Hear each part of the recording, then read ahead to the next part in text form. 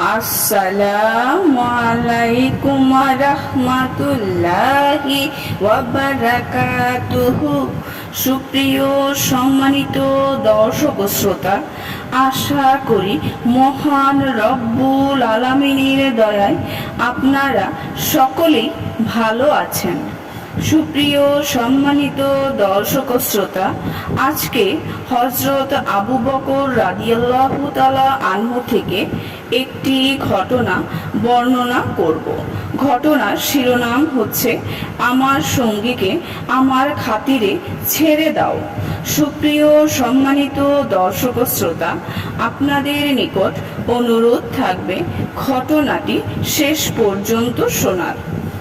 একবারের ঘটনা, হযরত আবু বকর রাদিয়াল্লাহু আনহু পেরেশান হয়ে লুঙ্গি ধরে দৌড়াচ্ছেন, এমনকি মাঝে মাঝে তার হাঁটুও প্রকাশিত হয়ে যাচ্ছে। চেহারায় প্রচণ্ড অস্থিরতার ছাপ। রাসূল সাল্লাল্লাহু আলাইহি ওয়াসাল্লাম তার এই অবস্থা দেখে বুঝতে পারলেন আবু বকর ও ওমরের মাঝে কোনো সমস্যা হয়েছে। এরপর হযরত আবু বকর রাদিয়াল্লাহু তাআলা আনহুকে হযরত ওমর রাদিয়াল্লাহু তাআলা আনহুর কাছে গিয়ে তার কৃত ভুলের জন্য ক্ষমা চাইলেন, কিন্তু ওমর রাদিয়াল্লাহু আনহু ক্ষমা করতে অস্বীকৃতি জানালেন। আবু বকর রাদিয়াল্লাহু আনহু রাসূলের দরবারে উপস্থিত হলেন। রাসূল সাল্লাল্লাহু আলাইহি ওয়াসাল্লাম হযরত আবু বকর রাদিয়াল্লাহু আনহুকে বললেন, আবু বকর, আল্লাহ তোমাকে ক্ষমা করুন। কথাটি তিনি 3 বার বললেন। এরপর তারা দুজনেই রাসূলের দরবার থেকে চলে গেলেন। কিছুক্ষণ পর হযরত ওমর রাদিয়াল্লাহু আনহু অনুতপ্ত হলেন। আবু বকর রাদিয়াল্লাহু আনহুর সঙ্গে ক্ষমাসুলভ কথা বলতে তিনি দৌড়ে আবু বকর রাদিয়াল্লাহু আনহুর ঘরে গেলেন। তাকে ঘরে পাওয়া গেল না, কারণ তিনি তখন রাসূলের দরবারে ছিল।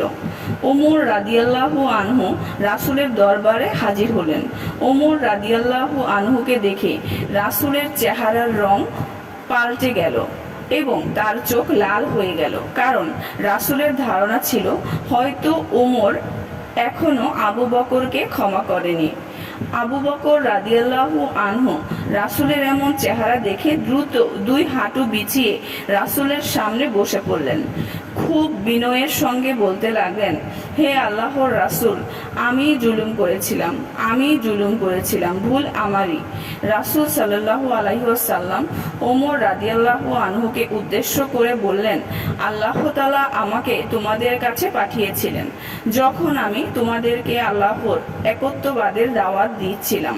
তখন তোমরা আমাকে মিথ্যাবাদী বলেছিলে, কিন্তু এই আবু বকর আমাকে সত্যবাদী বলেছিল। আবু বকর নিজের জীবন ও সম্পদের মাধ্যমে আমার প্রতি সহানুভূতি দেখিয়েছে। তোমরা কি আমার খাতিরে আমার বন্ধুকে ক্ষমা করবে না? তিনি 2 বার এই কথা বললেন। সুপ্রিয় সম্মানিত দর্শক ও শ্রোতা, আজকের ঘটনাটি এই পর্যন্তই। ঘটনাটি যদি ভালো লেগে থাকে অবশ্যই চ্যানেলটি সাবস্ক্রাইব করবেন, লাইক করবেন, কমেন্ট করবেন এবং বেশি বেশি শেয়ার করে দিবেন। সবাই ভালো থাকবেন। আল্লাহ হাফেজ।